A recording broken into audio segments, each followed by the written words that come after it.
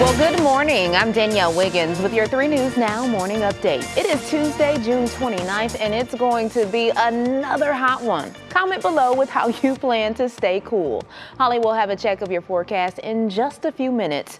But first, let's get to the stories developing right now. Search efforts continue in Surfside, Florida for survivors in that deadly condo building collapse. There are 11 confirmed deaths so far, while 150 people remain unaccounted for. A makeshift memorial is growing near the site of the collapse, and photos of the missing are attached to a chain-link fence near the property. The Miami-Dade mayor says many families are just waiting for news. That is excruciating. We have them coping with the news that they might not have their loved ones come out alive and still hope against hope that they will. Crews are working 12-hour shifts, battling Mother Nature and shifting rubble. The Florida Fire Marshal says the rubble shifts, well, if it does, they will be forced to stop. And this morning, we are hearing from the family of a missing woman with ties here in Northeast Ohio. 65-year-old Judy Spiegel lived here a short time in Warren when her husband was CEO of Trumbull Memorial Hospital. Her children shared with NBC News how they are staying busy and not giving up hope. We've been every day. I mean, we've spent a lot of time in the press tent. We've spent a lot of time walking around. We walked the boardwalk, so we saw it from behind.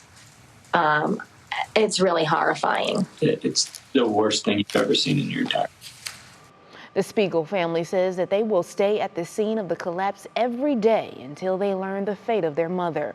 They will certainly be in our thoughts. And now we turn our attention to the weather because, again, it's another hot one.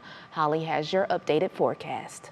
Danielle, thank you. And it is another hot one, and that humidity, right? So we're looking at highs well into the 80s and around 90.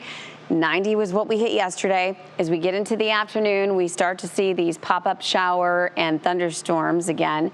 It won't necessarily be all of you that deal with it, but absolutely some of you will. Gusty winds, downpours, even small hail, not out of the question. As we get into this evening and tonight, we'll continue along with those chances and into your Wednesday. So for tomorrow, although it won't be quite as warm, we will see more numerous showers and thunderstorms as we head through the day tomorrow. This is the view tomorrow in the evening, and as we get into the nighttime hours, we're still talking showers and thunderstorms likely. So rather unsettled here. And then, of course, the big question is, do we keep that going into the 4th of July weekend coming up? Well, in the meantime for today, 90 the high, scattered storm chances. Then looking ahead, and 80s and scattered showers and storms even more likely tomorrow. We get some relief if this heat has been bothering you here late in the week and into the 4th of July weekend. Highs will be in the 70s, but we're still a bit unsettled. Not a washout, but we are talking scattered showers and thunderstorms at times. Danielle, back to you. Thank you so much, Holly. Now let's get a check of 3 things to know this morning. We start with how the Red Cross is facing a severe blood shortage. So they have set up blood drives around the area all week. The first will be held today at the Cuyahoga Valley Church in Broadview Heights. It started this morning and will go until 7 tonight. And today, the Great Lakes Business Network will release a first-of-its-kind report on Lake Erie algae blooms. It will include recommendations on how to start reversing and stopping the environmental damage in Ohio, Michigan, and Ontario. And how about this video? Take a look at this. Yep, yes, that's a bear. There have been several bear sightings in Willoughby Hills. Police say black bear sightings are fairly common in Lake County and are no reason to panic. Now we turn to a major victory for college athletes in Ohio. Governor DeWine signed an executive order to allow them to profit from their name and likeness. That means athletes will be able to get an agent and sign endorsements. However, some companies will be off limits, like casinos and alcohol. But for schools like Cleveland State University, it means being able to keep a competitive advantage in recruiting. We see this as an opportunity. Certainly, to be on a level playing field. The good news is it still keeps amateurism restrictions in place, and so this is not pay for play. It's not an institution setting up these arrangements or endorsements or paying the student athletes directly.